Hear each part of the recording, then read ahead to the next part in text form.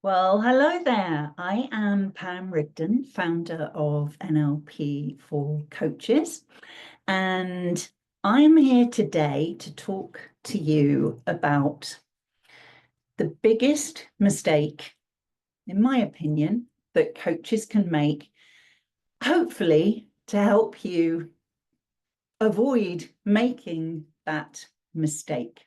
Okay? So let me explain what this is all about. And this video is called Stories and Lies. I've been talking about this for years now. I've written numerous LinkedIn posts with this very same title, Stories and Lies. And what it's about is this, and I see this all the time across social media.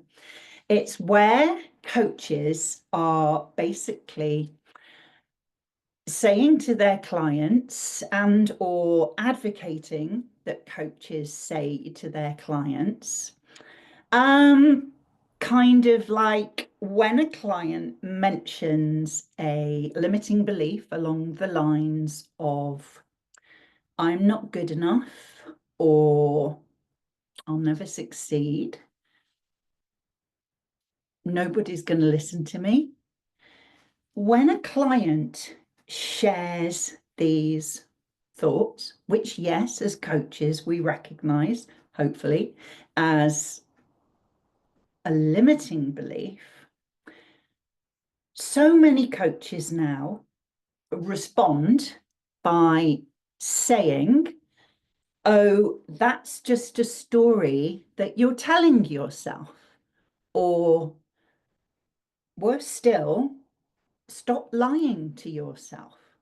Now, this is well intended because as coaches, we recognize that this is not true of our clients. We absolutely know that they are good enough, that they can succeed, and that everybody will listen to them. However, that's not how they see it currently. That's not their perspective. And so when you come at them with that's just a lie, actually what that does is to break any trust that you have built up with this particular client. And that's really devastating because this is well intended. It's not malicious in any way. It's simply ill thought out. And when you hopefully sit and think about it today, you will get what I'm saying, because the whole point is this is what your client believes to be true of themselves and what they are capable of. It's their absolute truth.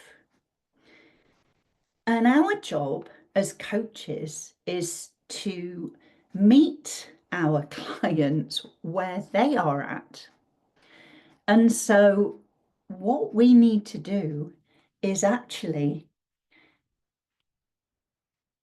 step into their model of the world and see the world through that lens of I am not good enough, or I'll never succeed. We have to sit in that space with them and hear their negative talk, their negative self-talk, and what that's like to experience that, sometimes 24/7. We need to hear that. And we also need to feel all the feels that they are feeling and truly understand their thought process. That is how our clients will feel that it's how they will feel seen, that we see them. It's how they feel heard, that we hear them, and it's how they feel felt and understood.